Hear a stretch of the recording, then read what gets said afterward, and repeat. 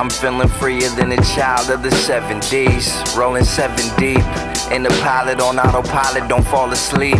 Special Sundays radio show. I am your host, Miss Special, here with one member of my favorite group, DLRN. You want to introduce yourself to the people? Absolutely. My name is Sean Lamarr, 1/3 of DLRN. Yeah. So last time we talked, there was 2 members of DLRN. Now there's 3. Tell us about that and how it all happened. Man, it kind of happened real organically. On the bridge, we were working with this artist named Iman Malika, and we kept working with her after the bridge, doing shows and things, and she kind of jumped herself in. What is the jumping process like to get into DLRN? I don't even know how it happened, but like just one day she's like, yeah, you know, I'm in the group. I mean, we kind of invited her, but at the same time, she owned it before we were, let her in the group. So. And it worked out well. Like, it's not like, it was really nice. Like, you guys were doing the shows, you had her on the bridge, like, it was all, like, sonically fluid, like, it was beautiful. So it all worked out really well. Thanks. No problem. So this is the 3rd project. Yes. Each one 8 tracks. That's the whole DLRN thing. Right. So how, like, when you guys started out with No More Heroes, what was, like, you're just like, okay, we're going to do 3 8 tracks. What more did you kind of put in? Did you know that this one was going to be called Awakenings? Did you know where you were going to go with it? So initially, the first one was 8 kind of by chance. Like, it started out with us only wanting to do a select few songs, and it just happened to be 8. At that point, my mind really started going, and I had the idea for the bridge. And then I had another title in mind for the 3rd one, which we ended up scratching. But we knew we wanted to make 3 albums, 8 songs apiece, and the plan was to put them out, like, 3 consecutive years. Like 2009, 2010, 2011. But we ended up scrapping that 3rd project, and we took another year to make Awakenings. So what was the vision behind the title Awakening? So there's this crazy film that John and I both watched on Netflix. It was streaming. Robert De Niro, Robin Williams, based on a true story. It's called Awakenings, and it's the story of this patient who is in this catatonic state, and Robin Williams finds the right chemistry in this medicine to break him out of his catatonic state. But what happens is when he's out of it, he's completely normal again, and he'd been in that state for almost 10 years or so. But he's only kind of like active for short periods of time. Like every time he takes the drug, it works for less and less periods of time. So yeah, he would go from just being completely normal to back to being a vegetable, like in a few days. And we noticed that that's kind of how our process was working, was like we'd wake up and we'd create all this crazy stuff, and then like months would pass, we'd deal with the business side of the music industry or just live in life, and we wouldn't create. And then we'd get back together again and we'd create some things, and then we'd go dormant again, just kind of struggling, trying to figure out like how to put out the best product in the best way of getting people the music.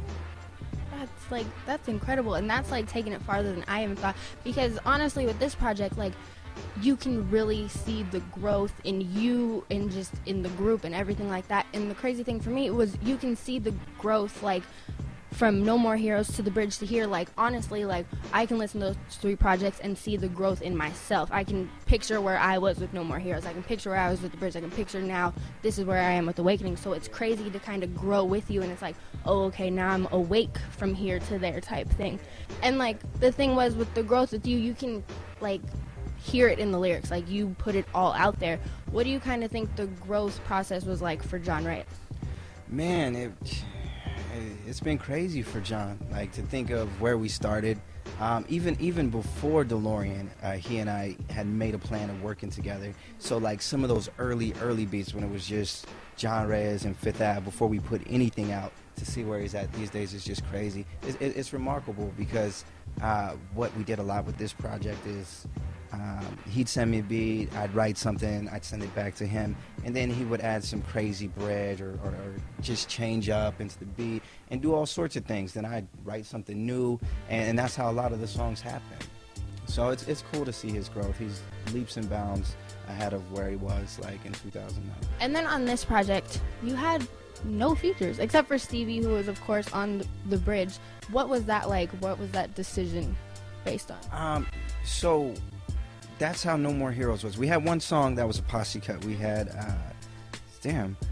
Chillin'. I couldn't even think of the name.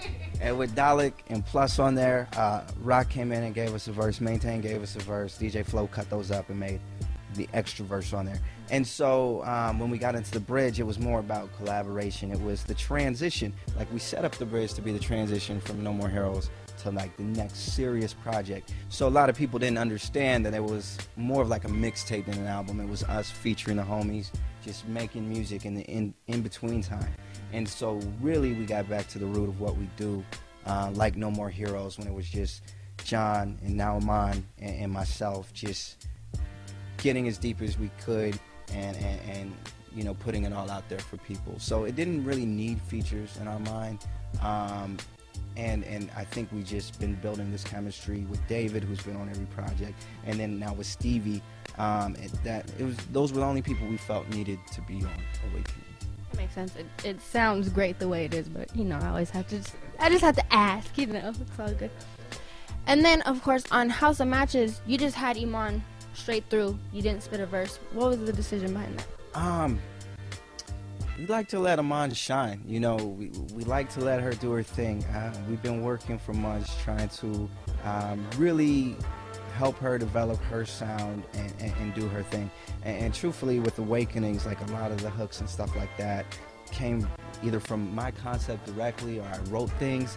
And it was really driven by my ideas. So I don't feel like you necessarily get the full scope of Iman from this project, because it's a lot of me. Even though it's her, it's a lot of me. So the least we can do was, you know, let her explore her own feelings over House of Matches, and she did an amazing job. So that's what that was. There's definitely going to be more music from her that's just completely written, recorded, like her own way. That's what we're building up to next. Because Black Widow is like one of my favorite songs. That track that she did before she got with y'all, oh my goodness. Make sure y'all find that, Black Widow. Dude, it's a hidden gem out there. Like, that song really just blew my mind, and that's why we're working together today. Yeah. Now to the first single, Good Company. Woo!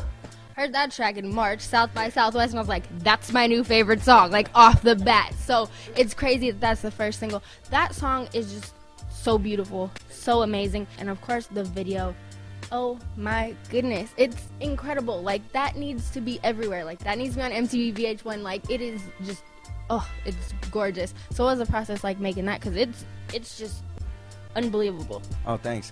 Honestly, from my standpoint, it's probably the easiest video we've had to make, just because it was all one location inside the studio, just us performing. You guys weren't in the desert. Not in the desert, not caravanning with like all the homies to the desert, and not going up to Seattle to shoot with Gio. It was just us in the studio one day, and it was done. The hard work was the director and the editor, Sammy Abdu, Doug Herman, for Real Productions. Those guys did an amazing job. Like, I owe them a lot. Did they come up with the concept, or was that you, or was it a collaboration? How did that come about? Man, Sammy's been one of my best friends, if not my best friend, for a long time. And so when he listens to our music and comes up with concepts, I don't really push back much. So what's next? What's next? We're already working on the fourth project. We're working on another DeLorean project. We're about half done. Yeah. So with that, I think we're gonna package it up really, really pretty with Awakenings, and give that to people in the new year on some really, really official stuff. The project's called Neon Noir, and that's all I'll tell you at this point. But yeah, that'll be coming soon. I'm like, do I ask questions? Do I not questions? Like, so more than 8 tracks, less than 8 tracks? We don't know yet. Let's just say we're gonna release singles from Neon Noir very, very soon. It's definitely not a full length yet. This one may even be shorter than Awakenings, but it's gonna have some fun attached to it. It's almost like a bonus to Awakenings. Like if you took Drive and created an album just around that sonic song, like the way that song came about, and you had created an album specifically for that song, almost like an A-side, B-side, C-side, D-side, then you'd have Neon Noir. But there's more to it than that. Okay, Okay, that's what I was getting at with the 8. Okay, so it's like a bonus. Man, you guys don't stop. Like, you just dropped Awakenings and you're almost ready to drop that. That's crazy. You know, it's like we felt like we threw ourselves off after The Bridge, trying to kind of get to our next level of just creation. And then we fell short. We didn't meet our deadline of dropping, July of the next year. And that time off just killed us in a lot of ways.